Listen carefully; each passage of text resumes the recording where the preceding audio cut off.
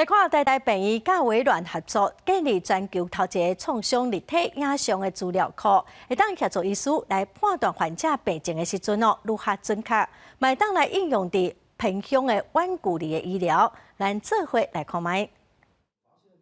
这个病人大脑的后颅窝好像有一个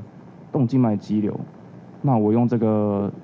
黄色的圈圈把它标在这边，这样何医师看得清楚吗？两边医师透过3D 的影像讨论患者的病情，这种若像电影才看会到的画面，即嘛真正会当实现啊！台大甲微软合作，建立全球头一个创伤立体专项资料库，结合影像监听的技术，成功发展出一套新的系统。因为我认为进行栓塞治疗的部分，可能对病人的风险会比较低。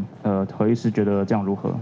这个系统会当将原本2D 电脑断层的影像组成3D 的影像，转换做专项投影，而且将需要治疗的所在标示出来。医师会当连线共同讨论治疗的方式，这是台大病院甲台湾微软共同突破的成果。计划主持人李建章副主任表示，因为2D 的影像有当时会因为角度无同，也是同时间这种创伤，较会产生影像判读准确度的问题。所以医师如果看到某个地方有出血点、有骨折，都可以透过这样的一个3D 从不同的一个角度呢，去了解这个创伤它的区域跟大小。另外，透过立体影像，和患者会当较好了解医师解说病情的内容，会当共同讨论手术的计划，可以让病人跟家属很容易就看清楚这个问题的所在，然后来可以达到医疗的这个所谓的医病共决可以借由这样的一个远距的一个会诊，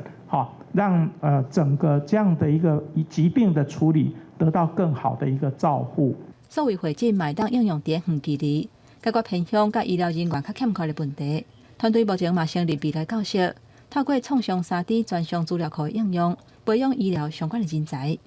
记者柯丹妮、曾春佑台北报道。